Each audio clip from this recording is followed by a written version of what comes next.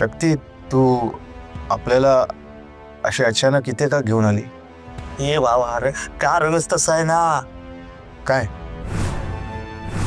आणि तुमच्या अंगावर डाग कसलेत?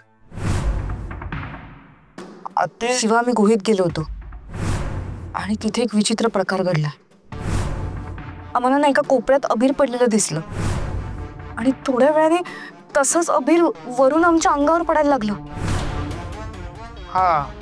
आम्ही घाबरून तिथून निघून आलो.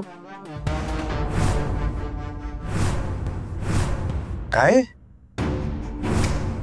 हे असं कसं काय घडू शकतं? चला आपण परत एकदा जाऊन बघूया. नाही नाही नाही, नको नको, तिथे जायची काही गरज नाही. पण एक गोष्ट मात्र नक्की, त्या चेटकोबाची आपल्यावर चौफेर नजर आहे.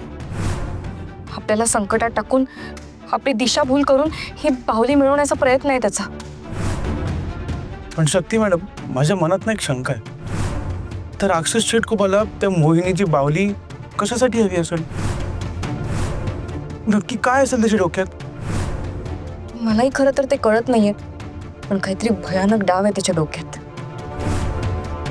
आपण सावध राहायला हवं, सगळ्यांनी सावध राहायला हवं आणि ही मोहिनीची बाहुली प्रोटेक्ट करायला हवी. बरं शिवा, तू ठीक आहेस ना? म्हणजे तुला काही विचित्र फील झालं नाही ना? कोणी त्रास देत आहे असं वगैरे काही फिलिंग आलं नाही ना? नाही, असं काय वाटलं नाही आपल्याला. शक्ती, हा, आपल्याला सांग, ही बाहुली खोटी आहे ना?